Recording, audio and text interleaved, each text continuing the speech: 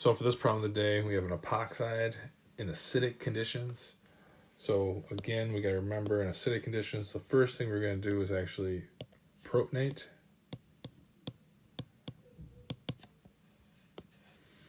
That makes the epoxide more reactive.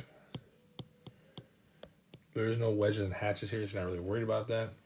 But if you look at the epoxide, there's carbon 1 and carbon 2. And carbon 1 is more substituted.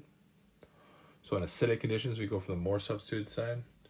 We're going to do an SN2 reaction, and the solvent is going to be involved. These acidic conditions ones. And essentially what happens there, SN2, which is like an addition. Substitution reaction. That's not an addition reaction. Yes. Duh. But right, if there, you need to remember the stereochemistry stuff, but it doesn't really matter here because it's not included in the product, which was given to you. The mistakes most people will make, right? If I didn't give you the product here, is they lose track of carbons or they forget their plus charges right here. So there's a final step. We need to deprotonate because H plus is a catalyst. So you got to remember to do that. Deprotonate as well. And that gets you to this. And again, the OH and the ether part will be trans to each other.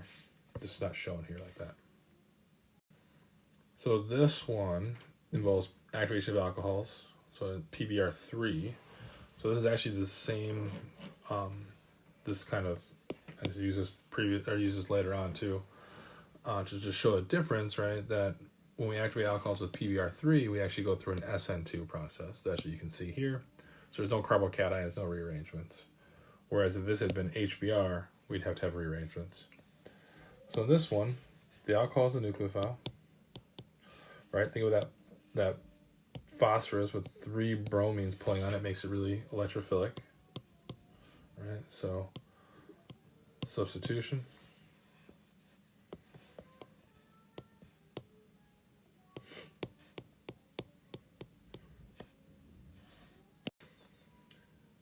So we've added the alcohol to the PBr3.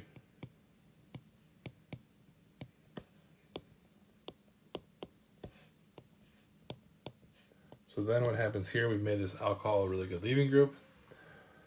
And the bromine's actually going to come back around